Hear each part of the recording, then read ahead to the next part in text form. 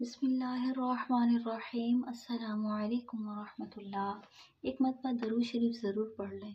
جو بھی میرے چینل کو سبسکرائب کرے، اللہ اس کے دل کی ساری نیک خواہشات کو پورا کرے اور اس کے گھر میں رزق کی فراوانی کرے، آمین۔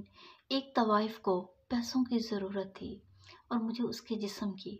میرے اندر کا شیطان پوری طرح جاگ چکا تھا۔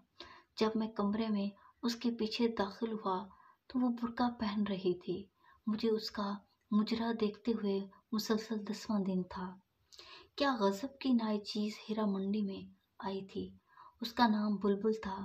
جب وہ ناچتی اور تھڑکتی تھی تو جیسے سب تماش بین محو ہو جاتے۔ روزانہ اس کو ناچتا دیکھ کر میری شیطانی ہوس مزید پیاسی ہوتی جاتی اور میں نے فیصلہ کر لیا کہ اس سے ضرور ملوں گا۔ میں ہر قیمت پر اسے حاصل کرنا چاہتا تھا۔ اس دن مجرے کے دوران وہ بجھی بجھی سی دکھائی دے رہی تھی۔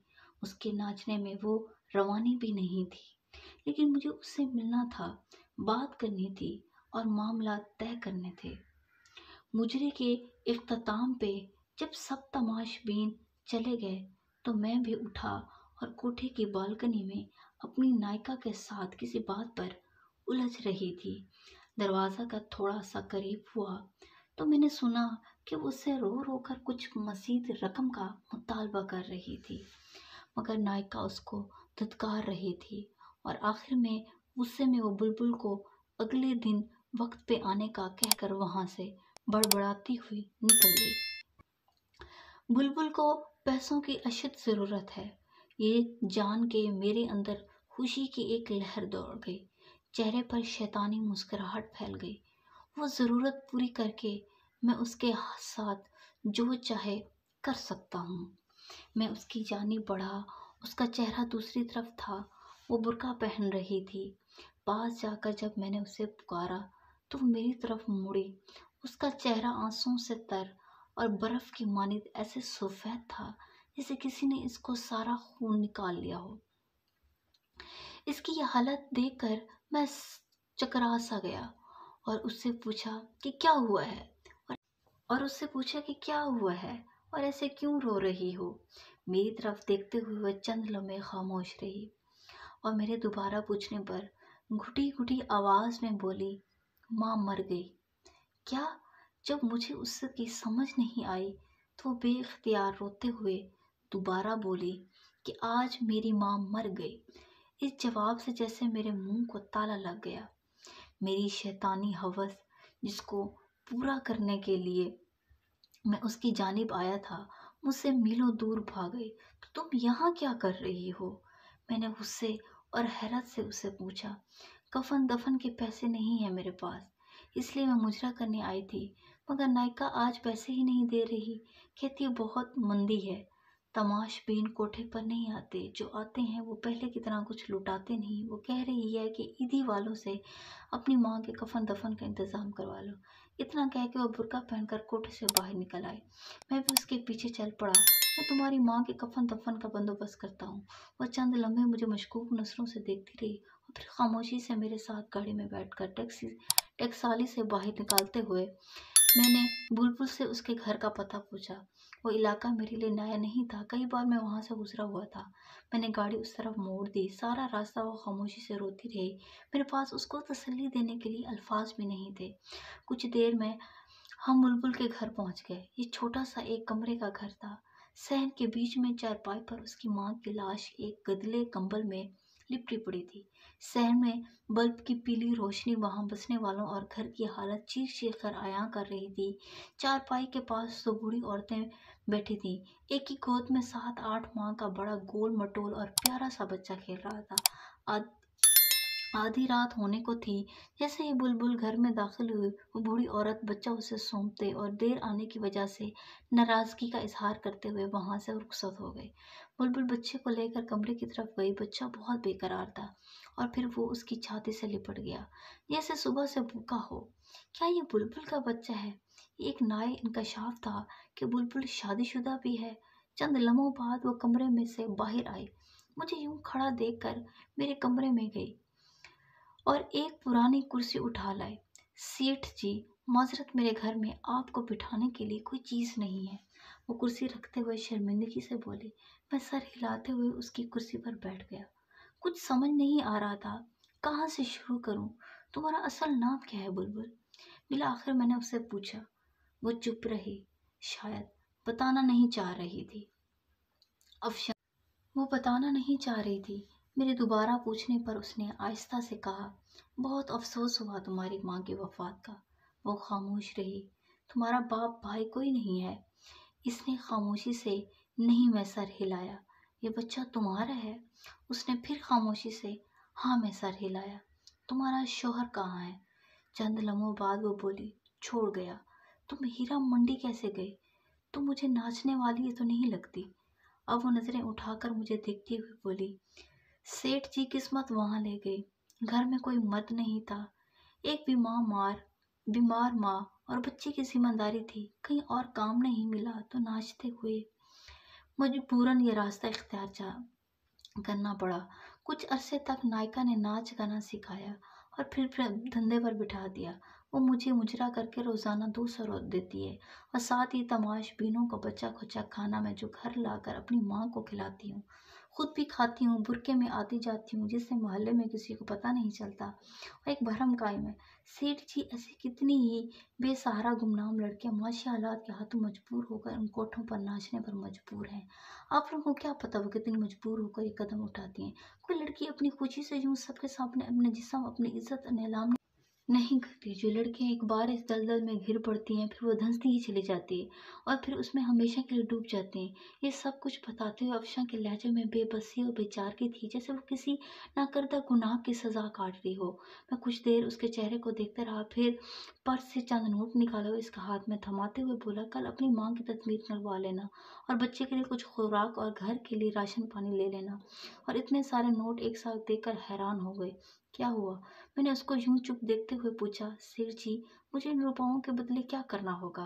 वो डरते डरते पूछ रही थी। शायद ये सोच रही थी कि इन नोटों के बदले सेठ पता नहीं कब तक इसके जिस्म को नोचेगा, कब तक उसको सेठ की खेल का बनकर रहना होगा, रखेल बनकर रहना होगा। उसकी बात सुनकर मुझे अपने आप से इतनी नफरत हुई कि मैं ख्वाहिश करने लगा कि ज़मीन फट जाए और मैं इसमें समा जाऊं। मुझे एहसास हुआ कि मैं जिल्लत और अपने किरदार की पस्ती की आखिरी हद को छू रहा था। मैं इस बेहिस माशरे में एक तन्हा और बेसहारा लड़की की मदद कर रहा था, मगर वो इसको भी एक डील के तौर पर समझ रही थी। शायद जहाँ से मैं उठकर आया था वहाँ पर जाने वाले लोगों से बगैर किसी वजह के मदद की तवक्को नहीं की जाती। मैंने लरजती आवाज़ में जवाब दिया, तुम्हें कुछ नहीं करना पड़ेगा और तुम अब कोठे पर मुजरा नहीं चढ़ाओगी, अपने घर में रहोगी। हर महीने तुम्हें मनी ऑर्डर मिल जाया करेगा। तुमने करना बस ये है, ये जो बच्चा तुम्हारी गोद में है इसकी तरबियत ऐसे करो कि ये एक दिन बड़ा होकर तुम्हारा सहारा बन सके। ये जो रकम मैं तुम्हें भिजवा रहा हूँ ये कर्ज है, और जो तुम्हारा बेटा हो जवान हो जाएगा, एक काबिल इंसान बन जाएगा, तुम मुझे वापस कर देना। अफशा हैरान और परेशान खड़ी मुझे देख रही थी। उसने इंसान को जिसके सामने अभी वो नाच कर आई थी उसको ऐसी बातें कर रहा था, फिर वो बेआवाज़ रो पड़ी। मुझे वहां से रुका नहीं गया। मैंने अफशा का घर का पता लिया और इसको अपने किए वादे पर वहां से रुखसत हो गया। सारे रास्ते में सोचता रहा कि मुझे तुमसे कुछ नहीं चाहिए, मुझे तुमसे कुछ नहीं चाहिए। अफशा, तुमने मुझे दिया है जो, इसका एहसान सारी उम्र नहीं उतार पाऊंगा। तुमने मुझे दफन उस इंसानियत को जगा दिया और दौलत में शैतानी हवस नीचे दबाकर मार चुका था। मैंने तुम्हें फिर इंसान बनाया। अफशा इस वाक़े के बाद इन तमाम बुरे कामों को तौबा करके उसकी बारगाह में गुनाह का बोझ लिए हाजिर हुआ। हर रोज़ उसके सामने अपने गुनाहों का इतराफ़ करता, उसे माफ़ी की दरख्वास्त करता। मैं बाकायदगी से हर माह अफशा को मनी ऑर्डर भिजवाता रहा। कई दफ़ा दिल किया कि उसका मसीहा को मिलकर आऊँ, जिसकी वजह से मुझे इन तमाम गुनाहों और बदकारियों से निजात मिली, मगर हर दफ़ा एक शर्मिंदगी आड़े आती रही। कभी अपनी शैतानी हवस उसका सामना उसका प्यासा था और फिर वक्त गुजरता चला गया। दिनों महीनों सालों में बात वो तब्दील हो गई, मगर अफशा को भूला नहीं था। वो भी मेरी तरह बूढ़ी हो गई होगी और उसका बेटा भी जवान हो गया होगा। पता नहीं किसी काबिल काबिल बना होगा, अपनी माँ का सहारा बना होगा कि नहीं। मेरे बच्चे जवान हो गए थे, ज़िंदगी उतार चढ़ाव के साथ मुसलसल चल रही थी। एक शाम छुट्टी के दिन जब मैं अपने घर में मौजूद था तो मुलाजिम ने आकर मुझे बताया कि एक औरत और उसके साथ एक जवान लड़का आपसे मिलने आए हैं। कौन है मालूम नहीं साहब, पहली बार उनको देखा है। मुलाजिम ने मौजबाना लहजे में जवाब दिया, अच्छा नहीं, उन्हें ड्राइंग रूम में बिठा दो, मैं आ रहा हूँ। कौन हो सकता है, यही सोचते हुए मैं ड्राइंग रूम की तरफ बढ़ा। एक औरत पुरनूर चेहरे के साथ सफ़ेद बड़ी चादर में खुद को छुपाए हुए हाथ में एक पुरानी सी डायरी लिए खड़ी थी, और इसके साथ अच्छे कपड़ों में मलबूस एक बड़ा हैंडसम नौजवान खड़ा था। उसको मैं जानता था, वो हमारे इलाके का नया DSP अहमद था। सलाम सेठ जी, मैं अफशा हूँ और ये मेरा बेटा अहमद। जो ही उसने अफशा का नाम लिया, मेरे जहन में उसका माजी का चेहरा घूम गया और मुझे पहचानने में देर नहीं लगी। वो अफशा थी, आप मुझे पहचान गए हैं ना? मैंने सर हिलाते हुए हाँ में जवाब दिया और उनको बैठने का इशारा किया। और फिर अफशा ने अपने बेटे से मुखातिब होकर बोली, अहमद बेटा, यही है मेरे मसीहा जिनकी बदौलत तुम्हारी माँ गंदगी के दलदल में घिरते घिरते निकली, और यही है जो तुम्हारी पढ़ाई का तुम्हें यहाँ तक इस मकाम तक लाने का जरिया है। मैं इनको जानता हूँ अम्मी जान, इनका शुमार इलाके के मुअज़्ज़ज़ तरीन अफराद में होता है, मगर मैं ये नहीं जानता था कि मुझे इस मकाम पर लाने में इनका किरदार है। सबसे अहम सेठ साहब, जिस तरह आपने बेसहारा और बेकस लोगों की ज़िंदगी में मसीहा बनकर आए, उसका एहसान हम कभी नहीं भूलेंगे। अहमद बड़ी मशकूक नज़रों से देखता हुआ बड़ी आजिज़ से बोल रहा था, ऐसे कहकर आप लोग मुझे शर्मिंदा मत करें। मैंने अफशा की तरफ देखते हुए कहा, आज इसको पुकारते हुए भी इख्तियार मेरे मुंह से अफशा बहन निकल गया। मैं खुद हैरान था, मगर ये सच था। अफशा सोफे से उठी और आगे बढ़कर पुरानी सी डायरी मुझे थमाते हुए कहने लगी, सेठ जी, इसमें वो तमाम हिसाब दर्ज है, मेरी माँ की तदफीन से लेकर आपके आखिरी मनी ऑर्डर तक। मैंने एक एक पाई का हिसाब रखा है। आपके दिए पैसों का अमानत के तौर पर इस्तेमाल किया, अपने बेटे को एक काबिल इंसान बनाया। आपने मुझे 22 साल पहले कहा था कि ये कर्ज है और ये तब वापस करना जब तुम्हारा बेटा एक काबिल इंसान बन जाए। कुछ लम्हे खामोश रहने के बाद अफशा फिर से बोली, सेठ जी, आज वो वक्त आ गया है, मैं आपको एहसानों का बोझ तो मैं नहीं उतार सकती, मगर जो पैसे आपने मुझे दिए थे मेरा बेटा वो ज़रूर उतारेगा, और आपसे दरख्वास्त है आप इनकार मत करें। मैं अफशा को बड़ी तहसीन नज़रों से देख रहा था। आखिर उसने वो कर ही दिखाया। यकीनन कौला के इकरार का निभाना, वादे पर कायम रहना एक अच्छे किरदार के हामिल इंसान की बड़ी निशानी है। ये सब सुनकर मेरे दिल में उसकी इज्जत और एहतराम और बढ़ गया। मैंने तुमको बहन कहा अफशा, बहन, और मैं तुम्हें कैसे पैसे तुमसे वापस ले सकता हूँ? मुझे यूँ शर्मिंदा मत करो। मेरे रुके रुके अल्फाज में पैसे ना लेने की माजरत छुपी थी, मगर वो बाजिद थी। मुझे उसके सामने हार मानना पड़ी और वो तमाम पैसे जो मैंने उसको मनी ऑर्डर की सूरत में भेजता था उसका वापस लेने की हमें भरनी पड़ी। फिर वो दोनों मुझे अपने नए घर का पता देकर आने की ताकीद कर कर वहाँ से चले गए। इरम, मैंने तुम्हें किसी से मिलवाना है, मेरे साथ चलोगी? शाम को मैंने अपनी बेगम से कहा कि क्यों नहीं चलोगी, मगर कौन है, वो किसी सिलसिले में मिलना है। बेगम ने सवालों की बौछार कर दी। मैंने रूबी बेटी के लिए एक लड़का पसंद किया है, तुम मिल लो, अगर तुमको पसंद आ जाए तो फिर इसके बाद रूबी से बात कर लेना। मैंने मुख्तसर लफ्ज़ों में उसे वजह बताई। अगले दिन मैं और मेरी बेगम इरम नाज अफशा के घर में थे। इरम को भी अहमद बहुत पसंद आया। हमने फिर अफशा से अहमद और रूबी के रिश्ते की बात की। अफशा को भला इससे क्या एतराज़ हो सकता था, वो फूले से नहीं समा रही थी। और यूँ मेरी बेटी का रिश्ता अफशा के बेटे अहमद से तय हो गया।